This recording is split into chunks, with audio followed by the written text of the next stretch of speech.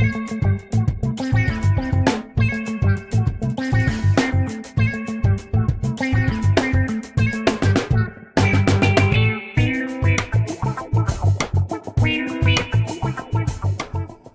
do you got? I'm going to tell you. Okay. I'm super excited. Look at it's a World War II bomber. Oh, wow. Now, I'm showing you this Okay. because for some reason, right now, I can picture you like 1945. Yeah. Like old rundown pilot, still happy though. Yeah. Best of the best, but you're like getting ready to ride a desk. Yeah, drunk. Yeah, not really though. Kinda. Tipsy. Yeah. Still, you can still fly. Like but I could see you being like the captain of one of these, or a tail gunner, or a gritty old tail gunner. Yeah, who just always has his balls out. Why do you have to ruin such a good... I was trying to... You were going to be a war hero at the end of this. Well, war heroes have testicles, Wayne. Hey, do you know that song, Trying to catch me riding dirty, trying to catch me riding dirty. Riding dirty. Yeah, for sure I do. That's the one you send me every night at about 11:30 p.m. with a weird note attached. Dear Wayne. And you then always just leave it with that little dot. Mm-hmm. You know what annoys me? Yeah, we'll get into that. What annoys me, however, is the dot bubble on a phone when you're texting somebody when it's like, They're either... See, like you shouldn't...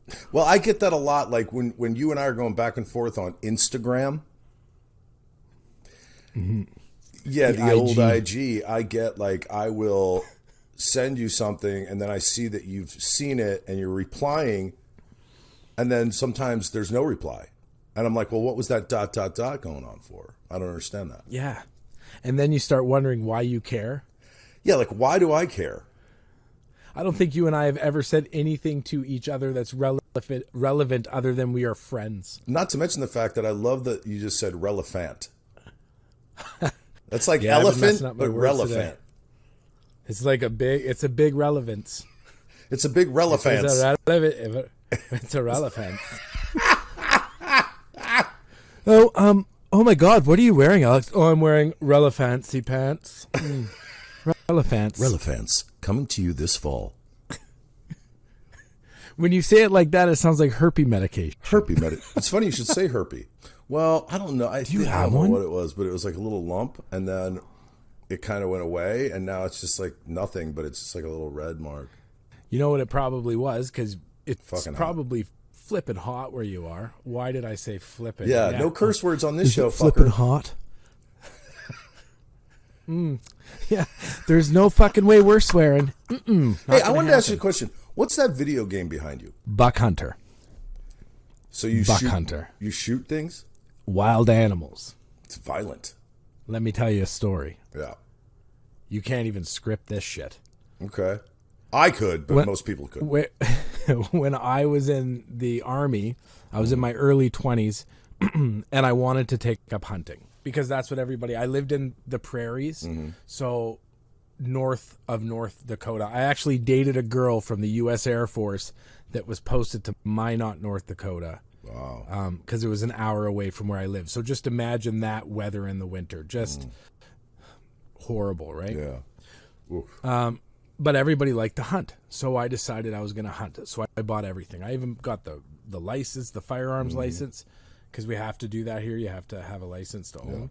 I bought a rifle. I went out hunting with a couple buddies, and I finally shot a deer. And you know what happened when I shot that deer? What? I bawled my eyes out. Yeah, I mean, Hated it. I know. It's horrible. Listen, and I eat venison. I mean, I eat this stuff, but, I guess I'm just I'm just a very sensitive person. So here's a story similar to that. So my friend, I was probably 12, 13 years old in Jersey. And my friend had this kitchen window in his house. It was on the second floor. And he had a BB gun. And I was like, I want to try it. And he's like, yeah, just aim it, whatever. And I see a bird off in the distance up in this tree. And I take aim. And I pull the trigger. And the bird to the ground. Wayne, I still haven't gotten over it. Like, to this day, I'm like, what the fuck did I do? Oh, it was horrible, man. Absolutely horrible. I remember I could list off every occasion in my life where I have hit something on the road, and every time I bring it up, it destroys me inside. I have no idea why. And you know what? But I had to get buck hunter. And when I play my buddies, man, I'm like, I got that buck right in the neck. Yeah, I mean, I'm like, that's not even me. I wanted a golf game. I wanted golden. I used to have a pinball machine behind me. It was called Hollywood Heat. And it was a Gottlieb game. And it came out in the mid, like I think 1984 to 86. And what it was the company's way to put out a Miami Vice game without using the name Miami Vice. So it had the same like Ferrari with two guys leaning up. I'll show you a picture later. Maybe we can get a picture attached to this. But it was it was their way of not paying royalties. So I got this game. I had that in behind me. And I wanted another arcade game, and the only one I could find, because this is where I live, was a Buck Hunter. And I'm like, There's this game. There was an old computer game out called Bambo. Is that like a spin-off of Rambo? Yeah, but it was a deer, like a really muscular deer with hunting weapons, and it would hunt rednecks, and it would do like redneck calls. And it would be like, do the call and be like, hey, get over here. I got a pickup truck full of pizzas. And I think this might be your sister. And then like a redneck will run out of nowhere, and then you, the deer, you cry. That's the best game ever. That's the best. They should have stopped making video games right at that moment. It's fun to laugh. Hey, did you find that peanut butter that you were looking for at the grocery store? I did. I got the super crunchy. Jif super crunchy, because I love super crunchy. Like, I love super crunchy. I love super crunchy. Ow! So I got super crunchy. That's so good. You know what? A lot is said about a human being and their peanut butter, I think. Oh, there's books. Come off of it. I barely got on it, dude. I barely got on it. I don't know where I'm coming up with half of these sayings from my 70s. I'm just, ladies and gentlemen, I'm just wanted to feel what it's like to. I'm emotionally drained today, so I'd like to feel what it's like to be 70. So talk about. I want to talk about boy bands next, man. Oh man, so we were driving around in the Jeep yesterday, and we had the doors off, and we had the roof off, and we were driving around LA, you know, the real shitty area downtown. Stopped at a flea market. We wore our masks. But the point of the story is Staying Alive came on, blasted it, and we were just fucking. Well, you can't tell by the way I use my ball, man. And I was just going, man. Staying Alive, and what other song is it by Queen? Well, Staying Alive is the Bee Gees. No, yeah. I know, but there's another song. So the beat, if you do CPR to the beat of Staying Alive, that's the perfect rhythm. Really? Yeah, and there's a Queen song too. Oh. I used to be a beatboxer. Yeah. I have no doubt. I've found some stuff. I've dug into the archives and I've pulled out some Alex Skuby, and I've just decided that if there is a way to attach this, we will attach these videos of Alex on like community television, singing with his band. Yeah.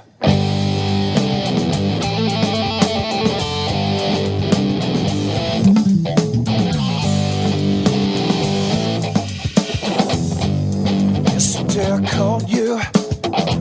Right. Well, we did. Right. It's and the funny thing, full circle, everybody, because the thing is that this is where Alex started. Was two guys in their basement did an interview with him, and now we're two guys in a basement. I'm in a guest bedroom. I'm in a guest people bedroom. To interview. You're in a basement. You're not allowed upstairs. You're in the basement. I am allowed. No, I am allowed. So I'll tell you what. The funny story is, we did Fox News. We went on Fox News in Boston, which was like a pretty big show, and we played there. And I wish there was a video of it because it's actually really good. But anyway, I want to talk about We were just talking about the Alex Skuby band that we haven't had that in over 10 years, but and I'm not fun. all jokes aside, I was super impressed by it though. Like it just because I remember seeing you posted some kind of video of you singing Johnny Cash. I was like, holy shit, Alex. Oh well, you're not only handsome. I tell you what, you man, can I sing. just do it all. So, yeah. So I want to talk about your emotional day. I mean, can you go there? Can you do that? It's heavy, man. I mean, it could be cathartic, So the messed up part of it, is I wanted to call you about it actually because I don't know, man. It hit differently today, like way differently, and there's things now that I'm putting it together. There's things that you and I have talked about in terms of observing your breath and going into that. Like, brother, today, the last 72 hours. Oh, but what is this about? Like, what's coming up? Like, what are your thoughts? All right. So this is serious. Okay. This is serious stuff. Okay. So we have to promise to be funny right after. Okay. So my girlfriend and I decided that we are going to live together. Now, when you are in your 40s and you've spent most of your life single through sabotage, which I have done, and heartache and just beating myself up, when you spend your adult life doing that, it's really hard when like shit gets real. It's a big move. Like there have been it's a big move, and it's a move that, where we don't have a lot of time on our side, but it's right. And the thing about it is so she moved into my house, not my house now, our house, but she moved into where I have been for 5 years. And I have done a lot of work in that 5 years, but the last thing I needed to heal through all of this shit that I'm going through is relationships. This was my biggest task. So for the last 72 hours, it's just been really, really, really argumentative and just a lot of pushback from me, and well, let me ask you, can I let's stop you for 1 second. How long have you guys been seeing each other? Like early summer. Yeah. Yeah. Okay, so 3 months, 4 months. Okay, so that's that's not a long time to be seeing each other before you move in. Although people do it. I mean, I met my wife in like April, and then I think this is years ago. By June, we started living together. But so again, it's not too quick, and you love her. And so, I mean, and living together is compromise in any situation, even if it's just another roommate, you know what I mean? There's compromise. So now tell me, so what has been, so you've been, you don't have to get into specifics, but I mean. Oh yeah, man. I have to, and I'm so excited for this. Because today I finally broke. Okay. Today I had a full on, could not breathe, first time in my life, panic attack. Yeah, man, it was the most healing and magical thing that I've ever had happen to me, and I'll tell you why. I have been pushing back, creating these arguments, trying to get used to this person in my space, and trying to be cool throughout. And I just got to a place where my ego or whatever it is, that unhealed part of me, just got bigger muscles for a bit. And it drove today, like I came home, it wasn't good on my part. Anyways, I went to a doctor's appointment, came inside the house, very, very quiet. She was trying to engage with me, and I was just like, I just felt suffocated, And when we feel suffocated, I think our auto response or our automatic response is that if we feel suffocated, somebody must be suffocating us. We are not I'll tell you suffocating this. ourselves. Here's something that I learned that is priceless, and it is this: holding on is suffocation. Letting go is freedom. Period. Yeah, because it's a fact. I've heard you say that before, right? yeah. So you're holding on, or we're holding on to this maybe an idea or a thought or something, and and look, moving in with someone, I have in that because now you're together on top of it, each other, right? So you're there, and that's big. It's a big move, So. Yeah, for both of us. But yeah, so you had this kind of meltdown, so to speak. Yeah. Oh, so I went outside and I went for a walk and I started listening. This has only happened twice in my life, Alex. The first time I hit it, I was dating this girl for a very short amount of time. She was a heavy smoker. We went our separate ways. Ended up reconnecting at the beginning part of the pandemic, as people do, through phone. Just had phone conversations. There was quite a bit of distance between us. And one day she just ghosted, or whatever the term is. She just stopped talking to me. So I was listening to this singer Anson Seabra, and he sings a song called Somewhere in Ann Arbor, and it just hit me in that way. Like my dad, whenever he listens to the Joseph and the Technicolor Dreamcoat album, whenever there's that one slow Donny Osmond side, he's just, that and Elvis Presley. But anyways, that song hit me, man, and it took me to my knees that night. And not because I got ghosted or whatever the term is, not because some girl broke my heart, because my heart really wasn't broken. I hit rock bottom because I was like, holy shit, man, you've done this to people. Yeah. Oh, yeah. And that's when that's really when the first switch went, and I was like, nobody deserves to be this unkind to themselves or anybody else. And I've done that to people, and I never wanted to hurt anybody again. Well, the thing is, man, I mean, look, if we talked about relationships before, and it's like, if you don't want to be in a relationship, there's a way to go about it that is easier on the other person, right? But their reaction is not your problem.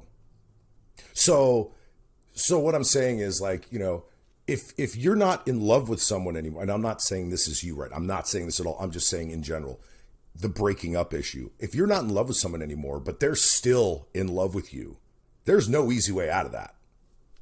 No matter what you do. So you're going to crush them, right? Not at all. You're going to crush them. So, right. Yeah. Right. 100%. But you should approach those things. I think now, looking back, and hindsight is always 20/20, but I look at it like you should approach those things and handle everybody you meet with care. The first thing you should do with another human being is handle them with care. And then, I mean, listen, against all that, it was just a really cool defining moment where I was like, okay, and I had a direction to go because I've been working so hard over the years trying to figure out that direction. I had all these tools, man, but I never used them. Today, I was listening, I just put on chill music, man. Just a random playlist, and Anson Seabra comes across with this song, Can You Hear Me? And just like that song spoke to me before, this one spoke to me now, and it's just like, I just fell apart, could not breathe, gasping. I went for a walk down my street. I turned around and I beelined it for this house. And I came into the house and I walked right into her office and I just hugged her and I melted down and I said, I'm just so fucking scared. Yeah. I'm just so fucking scared. And I'm sick and tired of suffocating myself, and I am sick and tired of all this work that I have done and all what I'm trying to do and make everybody love each other a little bit more. All that for nothing if I give up now. And I just, it was the most cleansing feeling I have ever had when it was over. It was the most fucking amazing thing. And do you know why? And then I am done. Do you know why? because I fucking heard you in my head out of all the people saying we breathe through our nose, in through our nose, out through our nose. And I was trying to do that ha, but I couldn't figure out what it was. But I was just, and it took me out of it. And it made me fucking see it. I saw the ugly version of me. Like I literally felt like I saw the ugly Well, that's version amazing, man. I tell you, man. And I'm okay. That's just amazing. You know, I did and I'm it, glad man. that you're, recognizing, right, our shitty side, or whatever you want to call it. I'll call it the shitty side. That is right there part of the battle, right? Admitting it and seeing it and acknowledging that it exists is part of turning that around. You have to acknowledge it. It's like an alcoholic. Like if they're not going to say, if they're not going to admit and acknowledge that they're a drunk, they're not going to do anything about it. You know, it's the same kind of thing with habits and, even personal, even social habits and the way we treat other people and how, how we deal with certain situations and, especially having someone move in, and you've been alone for quite a bit. And now you're sharing a space that you used to walk around butt naked with maybe your asshole up in the air and farting and laughing. You know what I mean? Now, four times, Alex, and you can't hold that one against. Well, I hold it against you because it's gross. But here's the thing. But see, now you may have to keep your underwear on if you want to fart in the middle of the room with your asshole up in the air. I let one out by accident for the first time in front of her the other day. That was no accident. Yeah. Oh. See, we've been together 12 years, dude. I'll tell you what, it's a fucking free for all. I don't give a shit. I mean, I will actually, the first night we stayed in the same bed together, the first night years ago, I sleep farted. And it was so loud and obnoxious that she said that she kind of jumped up because this is the first night we slept in the same bed and was like, did that really just happen? And I'm just like, and just let out a rip. Do you know what I mean? But I told her that's what happens when I eat pizza before bed. Alex, men and no man, if you're a male out there and you're listening or watching us, there is no way you don't think you are disgusting. Yeah. Men, we are disgusting. Like we are the most disgusting. Like, isn't it? I look at like so Chandel is a put together woman, like she's fit and she's like super attractive, takes care of herself, her nails are done. She's very East Coast maritime, so she can also, wear overalls and doesn't care if she gets dirty, and she'll tell you to go fuck yourself, for fun. Sounds like she's from Jersey. And like I'm like lying in I'm lying in bed and I give myself a once over. I'm like, how? Like I don't disgust me, but I disgust me. Like I wouldn't date me. But I know. I'll tell you what, there are times, and it's not all the time, but there are times that I look in the mirror and I go, you fucking pig. You know what I mean? There are times when I'm just like, oh my God, how the hell did you ever get laid? You know what I mean? I don't know. Like, how did that ever happen? It's just incredible. Yeah. I used to, when I did stand up, I had a joke and I would talk about how I would love when women, would meet me for a first date. And then they would go, it would be like a one night stand and they would look at me and go, I've never done this before. I'm like, yeah. Okay. You're going to throw all your morals and values out the window for this. You're like, you know what? I've spent my entire life not having one night stands. I'm going to do it with this disgusting sack of shit right here. No, I'll tell you, man, though, but the thing is like, okay, so here's something I want to talk about. I've been hearing like on the social medias and all the internets about like dad bods are in. Oh yeah, for sure they are. I put out a whole series. But what the hell on does it. that even mean? So like, so women now want men to have like, breasts and a belly and like handles. No, they just don't want to be disappointed when you let it all go. Dad bods aren't in. Gotcha. What they are is there. It's a women's. They're finally women and men are settling, and what they're going is they're like, you know what? I would love somebody who's got 24 abs, but then I've got to watch them slowly go to shit as they get more comfortable. So they're like, if they just bring us, if they just bring us in like half rock bottom with our bodies, then anything past that, like anything better than that is like a bonus. But yeah, they just don't want to. Yeah, because it's kind of selfish of them, actually. It is actually selfish of them. Thanks a lot, ladies. Very selfish of women. Yeah, very selfish. Thanks for giving us chubby guys a chance. What the hell? So here's the other thing. Like, so this goes back to like, sitcoms, like American sitcoms. It's like, okay, the show I was on, like Leah Remini was a Ray Ramona. King of Queens. So Leah Remini was Ray Ramona. Sounds like I have no idea who that is. That's the Canadian. That's the Canadian version of Ray Romano. So King of Queens. So like you had Leah Remini, who was, attractive. And then you had Kevin James, who was just a big old gut. You know what I mean? But that went on. I mean, look at the map of American sitcoms. It was kind of always that, like, you had the wife who was, fairly, attractive. And then you had the husband who was just like,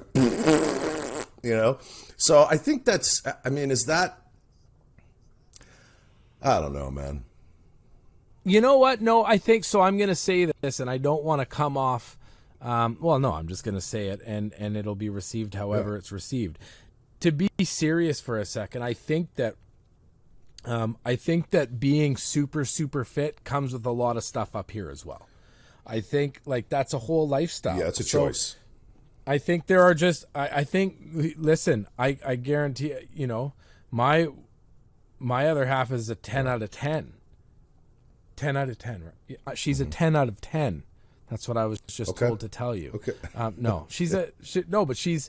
but she would love to tear meat off, like a wing off a bone, and get covered in barbecue sauce and let it out. But I feel like these super fit people that have made fitness their lifestyle, which I think is a wonderful thing. And I think more people should do it to some level. But I think that's like that lifestyle where you meet like-minded people for the most part that are also super into it. Yeah, that's a lifestyle, man. That's a lifestyle, I think. I'm 50-50, so I have tattoos on my back of each arm. So I have a 50 with a halo over it, and then I have another 50 on this arm with devil horns. I've had those tattoos for years because genius. I'm different things. So I work out. I love to work out.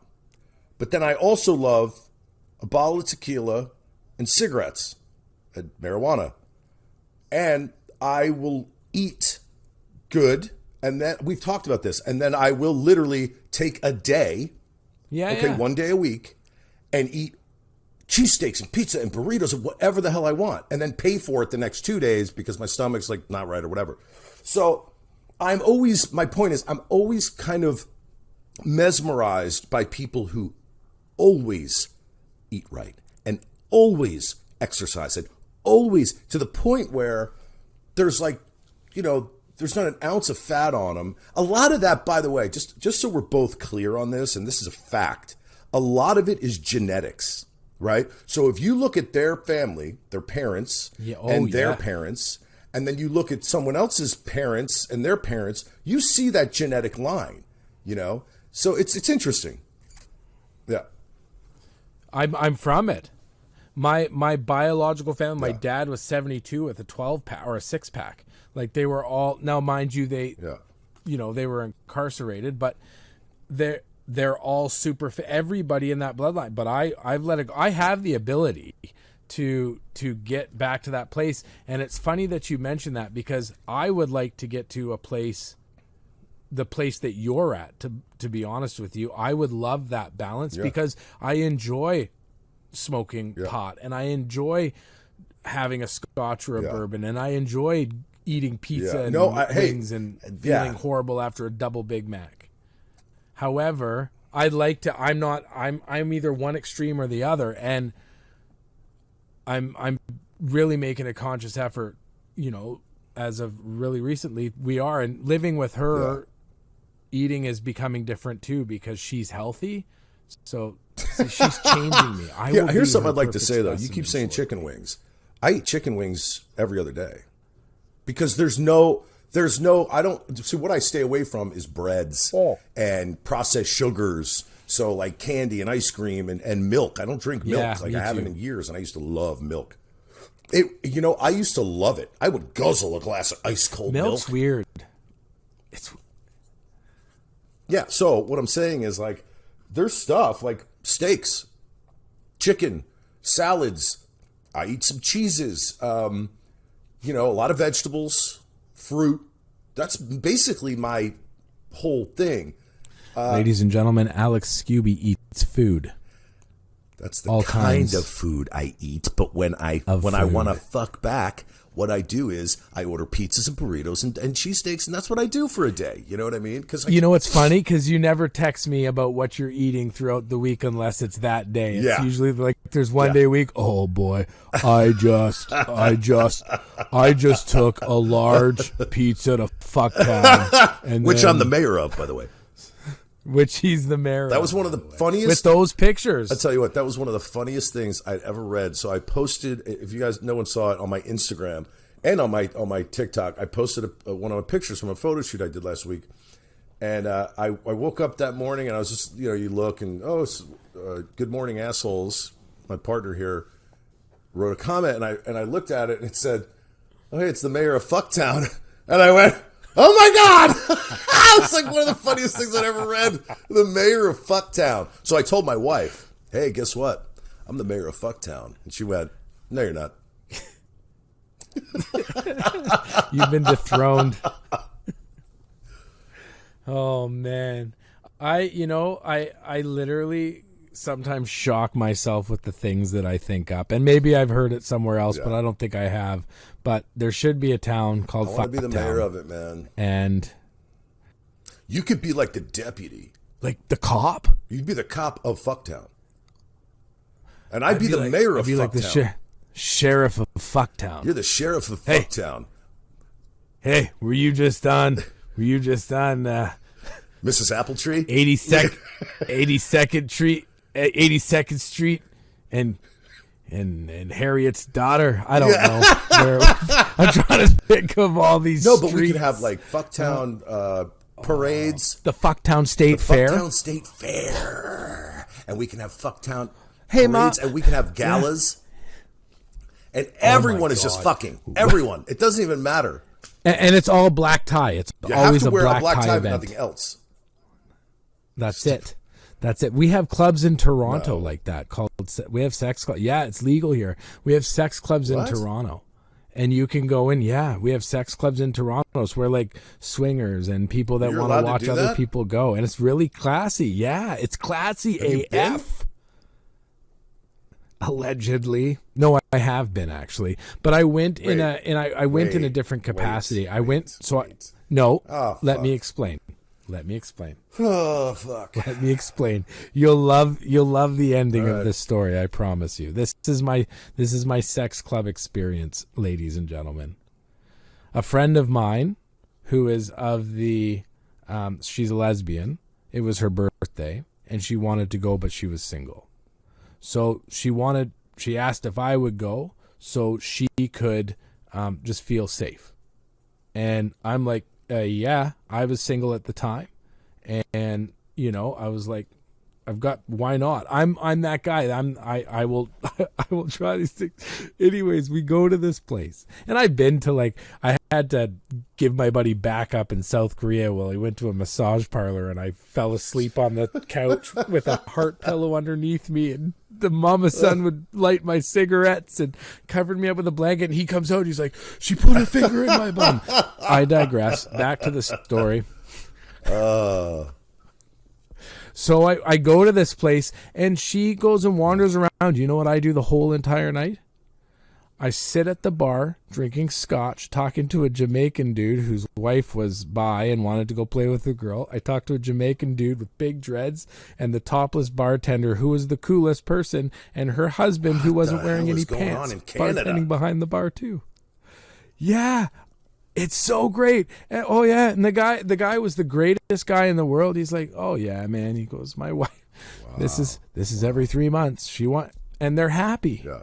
26 years they had been together. Did you tug on him in the bathroom at all? Oh. No. Really? Didn't even look at it. Didn't even Not check even his glance? package out. Yeah. Not even like a ho. Nope, didn't even faze me. I was enthralled by the conversation. There's very few packages that I would check out. Very few. Do you know how enthralled people are going to be in this conversation when they listen to this? Hands down. This is like ASMR all fucked up. But like, what's ASMR? Assimilated. It's like that when ASMR? They do that.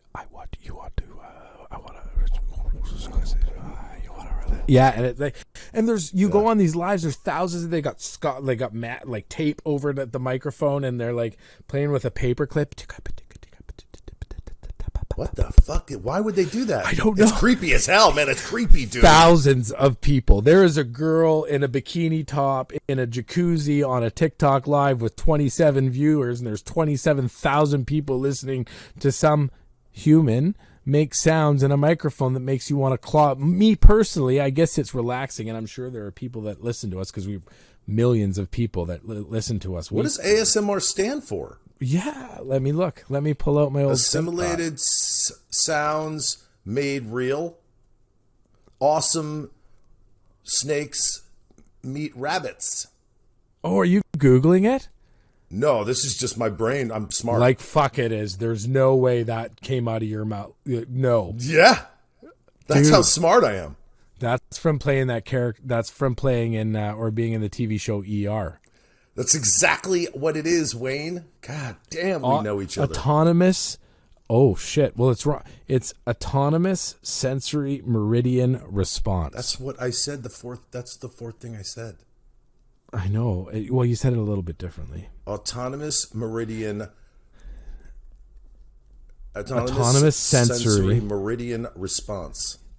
That's it. See what I just said? That's it. The thing. I saw what you just said. The thing.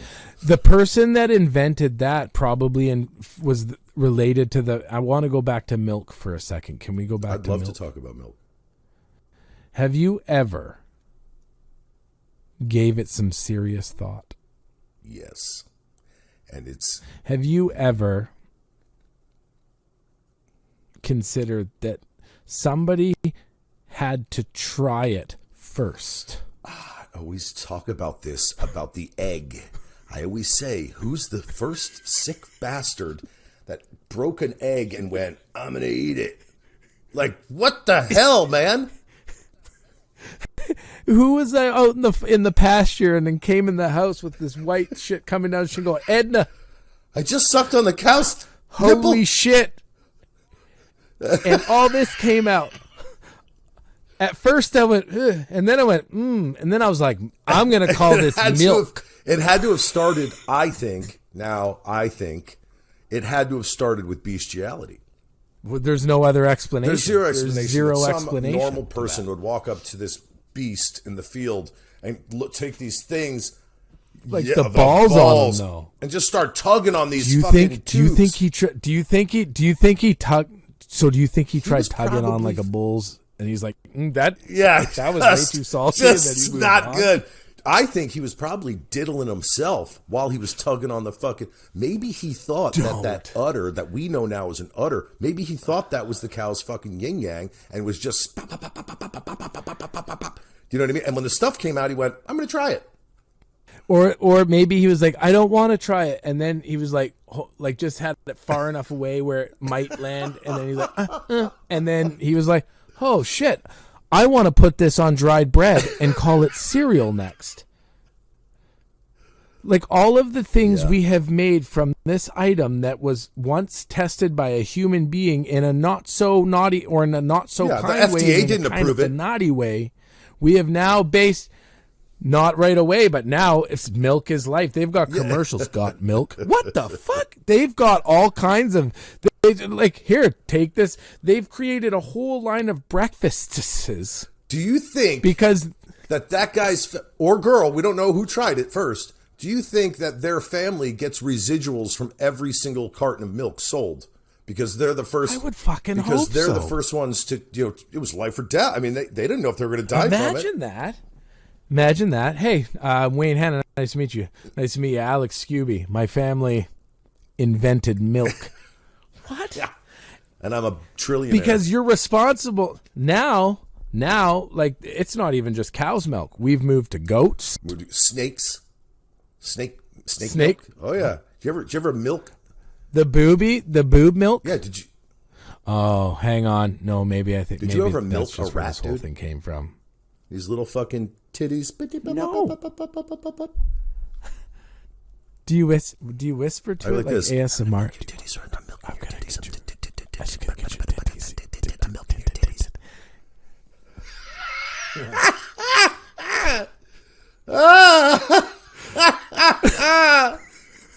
Wow, that went off the rails, dude. I don't think you can milk a That rat. took way too long. With that, I think that part of our conversation right there, if we send that to the Taliban, they might just like put all their stuff down and be like, you know what? Now? We're going to what go I for think? funny. You know, I don't want to get into that too much, but I will say this. Isn't it wonderful, all the stuff that Afghanistan had accomplished over the last 20 years? Women in, schools and learning and having being head of companies and all this stuff. And it's gone. It's just gone now. I don't think the Western world will let it go away. I think right now the Western world is bruised. I don't get involved in politics. I actually don't know anything about them, Canadian or American side. And the reason is because as a veteran, I didn't want to pick a side and then them not win and then get sent somewhere from the other side and have resentment towards it. So I just stayed naive and neutral, And it was the other day my phone rang and it was the Department of Veterans Affairs. So it's like your VA. We call it the DVA in Canada, Department of Veterans Affairs Canada. And they call me and she's like, hi, can I speak to Wayne Hanna? I said, speaking. She goes, hi, it's whatever from the Department of Veterans Affairs Canada. I just want to check on how you're doing. Oh, that's good. And I'm like, I'm fine. She goes, just because we have here that you went to Afghanistan, which I did not go to Afghanistan. I've been to Pakistan and stuff, but I never went to Afghanistan. I've lost quite a few buddies over there. Mental health wise, killed in action wise, regardless, they were calling every single soldier that went to Afghanistan to check on them because they sacrificed everything for a population. You can say what you want. Listen, I don't care about the right to bear arms. I'm not all about that. I'm all about the human sacrifice behind it. And I think that there's veterans that are hurting, but I don't think that the Western world is going to let that happen over there. They didn't let it happen the first time. I think we just need to get out of one thing. It's just and never get into ending, another. man. It's I just don't never know. ending. This And whole- I don't want to stay on this, Yeah. but it's just never fucking ending because it's never ending, and I never joined the military. I never did that. And I wanted to for a minute. I did for a minute, like in 1991, somewhere in there. And then I went, well, what the fuck am I going to do that for, man? I have stuff I want to fucking do. And why the hell would I want to do that? I picture you in the military. It would look a lot like What's His Nuts and Stripes. I just really have that. I feel like if you had joined the military, you would somehow commandeer a Winnebago and you'd have 5 buddies. Yeah, and I don't like people yelling at run me, the and I don't show. like people telling me what to do. No, 'cause you're- I just can't. I couldn't do it. It's not right for it, man.